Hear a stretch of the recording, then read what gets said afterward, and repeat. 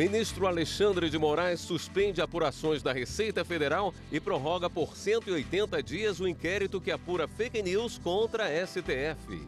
Além da suspensão das apurações, o ministro Alexandre de Moraes decidiu pelo afastamento temporário de 2 servidores da Receita Federal por quebra de sigilo.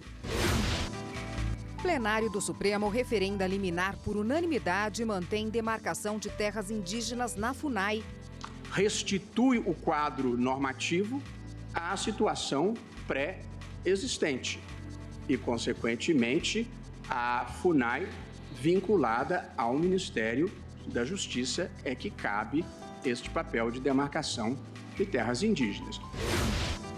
Ministério Público Federal do Rio de Janeiro denuncia ex-delegado do DOPS por ocultação e destruição de cadáveres. No dia da amamentação, como a legislação ampara as mães na manutenção desse ato de amor? No Brasil, há leis que garantem o direito da mulher continuar amamentando, mesmo depois de voltar à rotina de trabalho.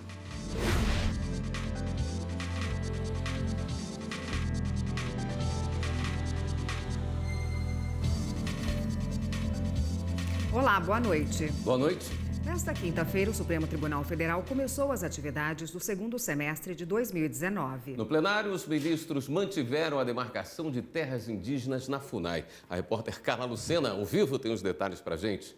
Oi, Carla. Boa noite.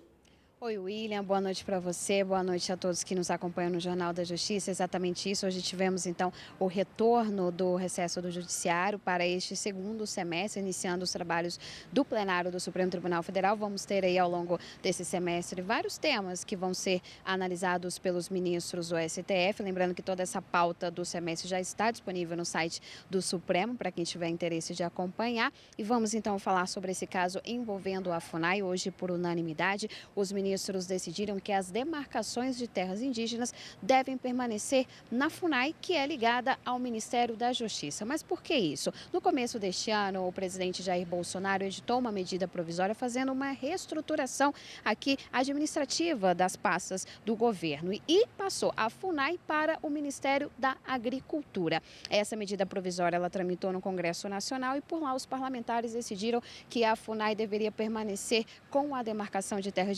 indígenas e ligada ao Ministério da Justiça. Foi então que o presidente Jair Bolsonaro editou uma nova medida, passando novamente essa atribuição para o Ministério da Agricultura. 4 partidos, o PT, o PSDB, o PDT e a Rede Sustentabilidade, recorreram aqui ao STF questionando essas mudanças. Em junho, o relator ministro Luiz Roberto Barroso já tinha declarado suspensa essa parte da MP e deu aí então uma liminar, uma decisão provisória para esses casos. Hoje os ministros referendaram essa liminar, ou seja, mantiveram essa decisão provisória, consideraram que não pode ser editada 2 medidas provisórias durante a mesma sessão legislativa, isso quer dizer, durante o mesmo ano, porque a Constituição proíbe esse tipo de medida. Vamos então acompanhar na reportagem como ficou esse caso.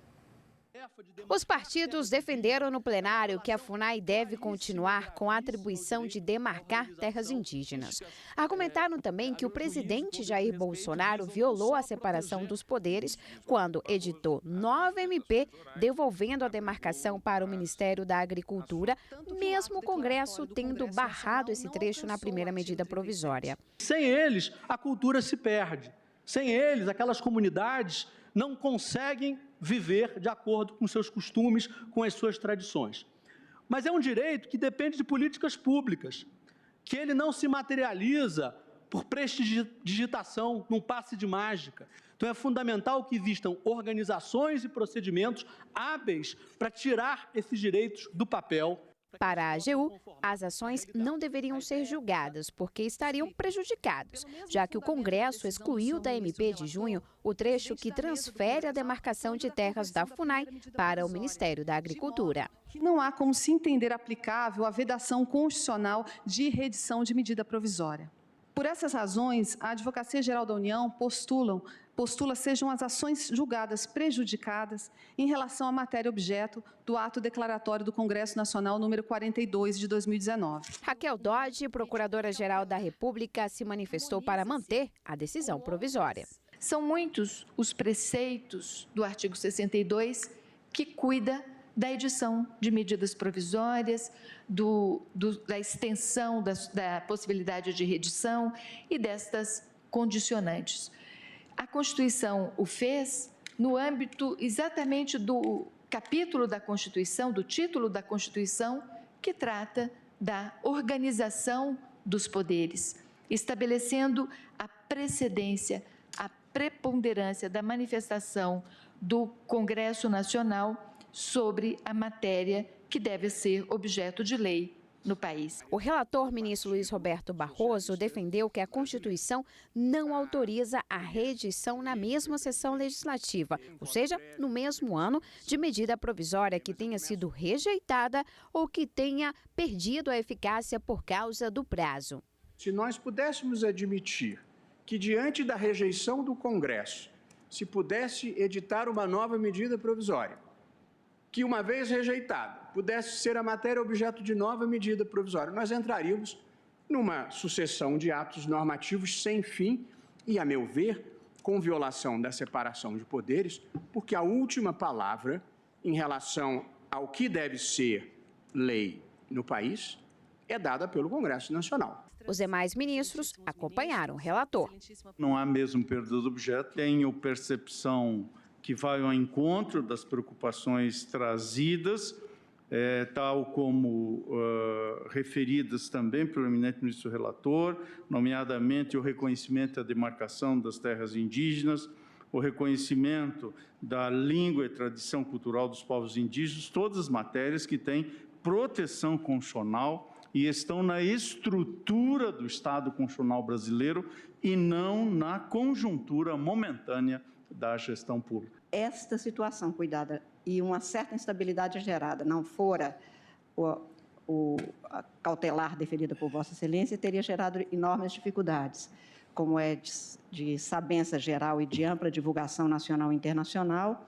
Este último sábado, dia 27, nós tivemos um gravíssimo problema no Amapá, com índios em terra demarcada sendo afrontadas e, na sequência da tarde de sábado, a grande dificuldade era saber quem seria o órgão responsável e onde estaria enquadrado este órgão responsável para tratar da matéria.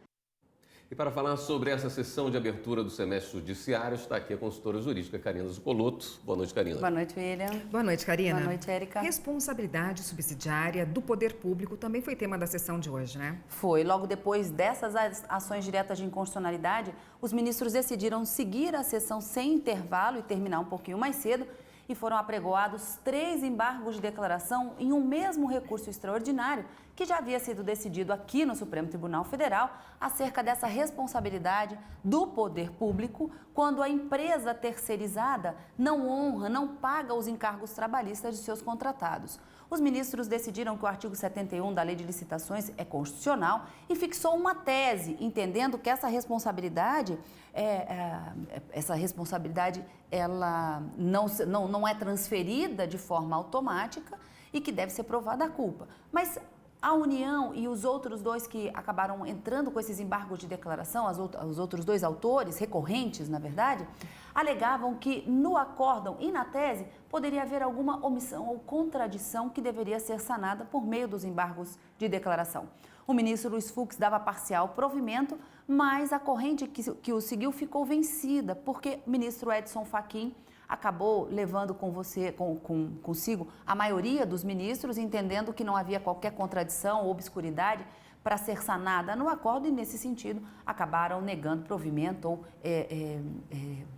rejeitando esses embargos de declaração, inclusive os embargos da União.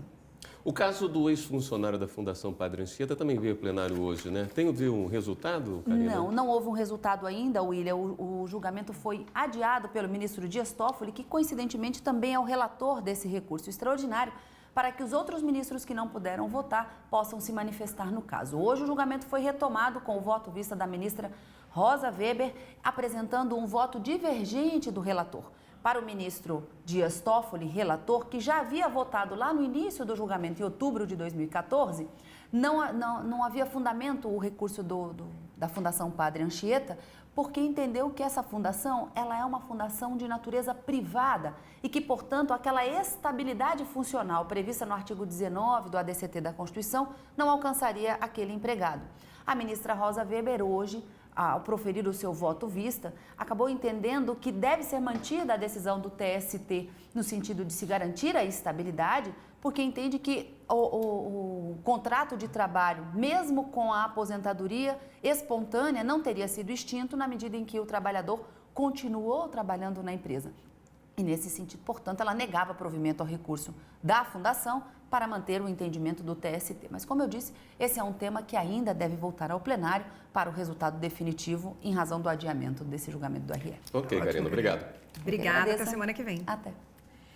Antes da sessão, os ministros Marco Aurélio, Celso de Mello e Gilmar Mendes falaram sobre supostas investigações de ministros da Corte e vazamentos de informações.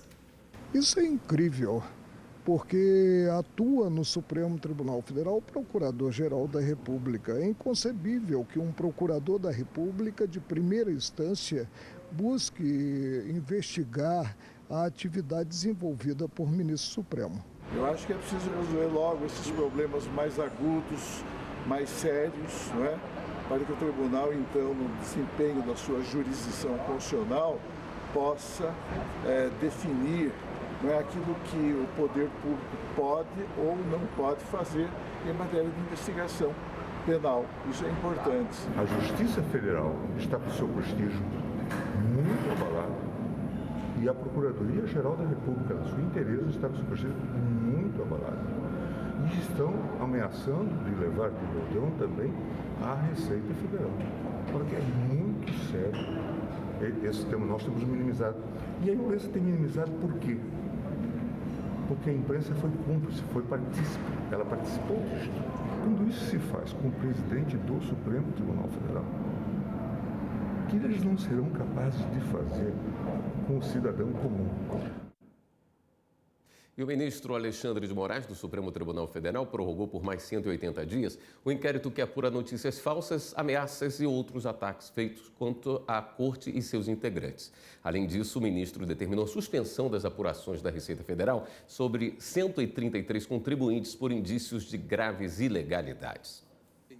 Além da suspensão das apurações, o ministro Alexandre de Moraes decidiu pelo afastamento temporário de 2 servidores da Receita Federal por quebra de sigilo.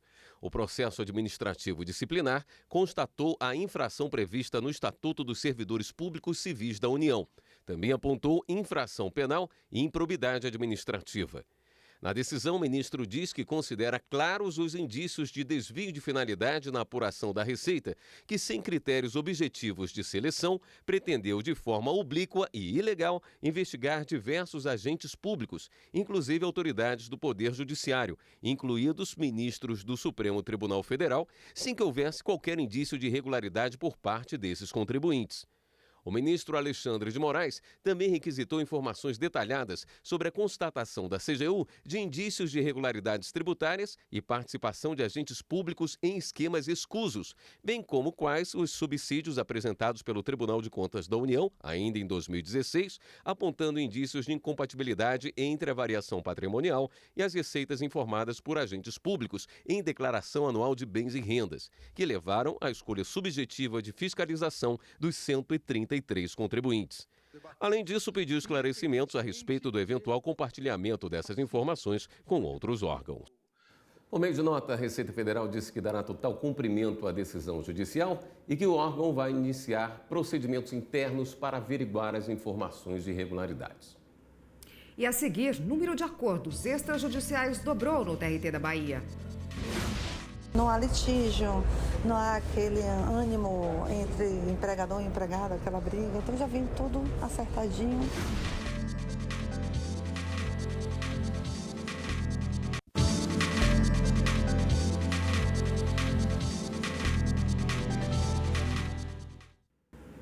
O Ministério Público Federal do Rio de Janeiro denunciou o ex-delegado do Departamento de Ordem Política e Social, o DOPS, Cláudio Antônio Guerra, de 79 anos, pelo crime de ocultação e destruição de 12 cadáveres nos anos entre 1973 e 1975, por meio de incineração em fornos da usina Cambaíba, em Campos, no norte fluminense. Antes da condenação pelos crimes praticados, o MPF pede o cancelamento de eventual aposentadoria ou qualquer provento que disponha o denunciado em razão de sua atuação como agente público, dado que seu comportamento se desviou da legalidade, afastando princípios que devem nortear o exercício da função pública. O número de acordos extrajudiciais dobrou no Tribunal Regional do Trabalho da Bahia no primeiro semestre deste ano em comparação ao mesmo período de 2018. O procedimento surgiu com a reforma trabalhista de 2017. De janeiro a junho de 2019, foram 1.654 acordos homologados no TRT da Bahia, mais do que o dobro em relação ao mesmo período de 2018, quando foram homologados 694 acordos extrajudiciais. Os novos casos ajuizados também aumentaram. Foram 968 de janeiro a junho de 2018 e 1.630 nos 6 primeiros meses de 2019. Nesta audiência, trabalhadora e ex-empregadora compareceram para fazer a homologação. Cada uma estava com uma advogada, o que é um critério para solicitar o acordo. Por uma necessidade, nós estamos dispensando alguns funcionários. Eu conversei com essas pessoas e elas concordaram da gente fazer um acordo. Eu pedi que ela procurasse um advogado, eu consultei um advogado nosso e então os advogados conversaram, nós amigavelmente concluímos as parcelas. De acordo de FGTS, que ficou para parcelar, ela parcelou, eu concordei e tudo certo. Não há litígio, não há aquele ânimo entre empregador e empregada, aquela briga, então já vem tudo acertadinho. Com essa novidade, é possível que esses atores da relação do trabalho, eles conversem antes de trazer o processo para a Justiça, se acertem e já tragam essa composição para que o juiz verifique a legalidade e homologue. A Corte Especial do Superior Tribunal de Justiça abriu o segundo semestre forense deste ano. Os prazos processuais que estavam suspensos desde 2 de julho voltam a funcionar normalmente. O Superior Tribunal de Justiça concluiu durante o recesso judiciário de 2 a 31 de julho 7.385 processos. 70% dos casos julgados foram de habeas corpus. A presidência e vice-presidência do STJ também analisaram 956 recursos em habeas corpus, 581 conflitos de competência, 163 reclamações e 463 de outras classes. Além disso, o tribunal recebeu por dia, em média, 300 ações. Esses dados foram apresentados na Corte Especial do STJ durante a sessão de abertura do segundo semestre forense. Após o balanço, os magistrados retomaram as atividades. A Corte Especial é o órgão máximo de julgamentos do tribunal e reúne os 15 ministros mais antigos da casa. Eles são responsáveis por julgar crimes praticados por governadores, desembargadores, conselheiros de tribunais de contas e procuradores, entre outros. O colegiado se reunirá novamente em 7 de agosto. Na próxima terça-feira, as 6 turmas retomam os julgamentos. Já as sessões do tribunal, que reúnem 2 turmas, voltam no dia 14 de agosto. Os julgamentos ocorrem a cada 15 dias. Para o semestre, está previsto a análise de 6 temas repetitivos, cujos julgamentos foram interrompidos por pedidos de vista. E a seguir, no dia da amamentação, as leis brasileiras que garantem à mãe que trabalha fora o direito de amamentar. A mãe tem direito a 2 descansos especiais de meia hora cada um, para amamentar o filho até que ele complete 6 meses de idade.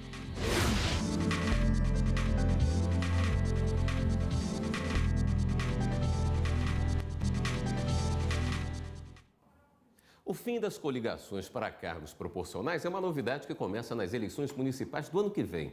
Candidatos a vereador só poderão participar da disputa em chapa única dentro do partido.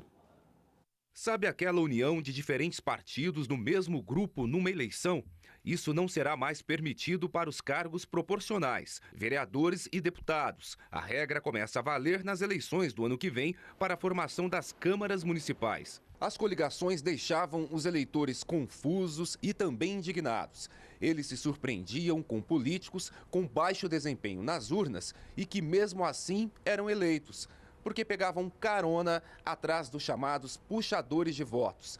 Aqueles candidatos com votações expressivas eram beneficiados porque faziam parte da mesma coligação. Mas até que ponto a nova regra muda esse cenário? Esta especialista em direito eleitoral lembra que o fim das coligações não acaba com os puxadores de voto, mas só serão beneficiados por eles políticos do mesmo partido. Ainda vamos ter candidatos, muito populares que, auferindo uma grande quantidade de votos, vão trazer outros candidatos, vão eleger outros candidatos com menor representatividade. A maior diferença agora é que esses puxadores de voto vão conseguir eleger apenas candidatos que pertencem à sua sigla, ao seu partido. Isso talvez, de alguma forma, seja benéfico na medida em que o eleitor agora, ao menos, vai ter uma clareza maior sobre quem o seu voto beneficia. Com o fim das coligações, as alianças usadas para somar os tempos de rádio e TV nas campanhas também acabam. Essa fragmentação partidária no Brasil é vista hoje como um dos sintomas e um dos reflexos da falta de identificação do eleitor com as agremiações. Então, se por um lado, de fato, fortalecer partidos fortes, enfraquecer os fracos, pode parecer danoso à democracia, por outro também existe essa pauta de uma redução da fragmentação partidária para que os partidos talvez tenham uma maior identificação com o seu eleitor. Para este professor de Ciências Políticas da Universidade de Brasília, os partidos terão que se organizar bem para emplacar os candidatos e atrair o eleitor. Sem as coligações, o foco do eleitorado será maior em cada partido. Ele vai facilitar para o eleitor, vai trazer mais clareza para o eleitor e vai diminuir os espaços para ações oportunistas de partidos muito pequenos, com nenhuma identificação ideológica e com nenhum conteúdo programático. Então, a tendência é a gente ter menos partidos, mas partidos um pouco mais sólidos e que consigam informar melhor ao eleitor o que ele está decidindo quando deposita um voto. 1º de agosto é o Dia Mundial da Amamentação. Para a Organização Mundial da Saúde, o aleitamento materno é a forma ideal de fornecer às crianças os nutrientes que necessitam para um desenvolvimento saudável, aliás. No Brasil, algumas leis garantem à mãe o direito de continuar amamentando depois de voltar da licença maternidade. Os benefícios para os bebês são inúmeros. Além dos orgânicos, a amamentação pode evitar problemas de fala, respiração, audição e também psicomotores. Para as mamães, o momento é de entrega, aconchego e carinho. É o momento meu e dele. É o nosso cantinho, é nosso horário, é a nossa brincadeira. É a hora que a gente fica bem grudadinho mesmo. A Organização Mundial da Saúde recomenda o aleitamento materno exclusivo até os 6 meses de idade e, como complemento, até os 2 anos ou mais. No Brasil, há leis que garantem o direito da mulher continuar amamentando mesmo depois de voltar à rotina de trabalho. A CLT diz que durante a jornada de trabalho, a mãe tem direito a 2 descansos especiais de meia hora cada um, para amamentar o filho até que ele complete 6 meses de idade. Esse tempo pode ser prorrogado, a critério do médico. Os períodos não podem afetar o intervalo normal de repouso e alimentação. A pausa para a amamentação deve constar no ponto da funcionária. No caso agora, está expresso na CLT o direito que a empregada tem de negociar diretamente com o seu empregador como vai usufruir desses 2 intervalos. Porque lembrando, se esse intervalo não for concedido, ele pode ser demandado na justiça por um pagamento com 50% a mais que o salário. Juliana tem a oportunidade de amamentar a filha Isabela de 11 meses. O berçário fica dentro do próprio trabalho. Para ela, é fundamental que as mães contem com essa rede de apoio para conseguir manter a amamentação por mais tempo. Isso estimula, né, a gente continuar amamentando, porque essa proximidade favorece, né, se tivesse que sair para ir em casa, ainda que a lei garanta isso, seria um trabalho a mais, pegar carro, trânsito, então seria desestimulante, né? Então, acho que me estimula e favorece a amamentação prolongada. O importante é reivindicar esse direito e fazendo isso por intermédio da sua entidade sindical, ou seja, busque seu sindicato para que ele intervenha e defenda a fruição desse direito, ou então buscar a própria Procuradoria do Trabalho, que o procurador do trabalho vai atendê-la e pode chamar a empresa para uma negociação. Agora vamos dar um giro na rede para saber das últimas notícias.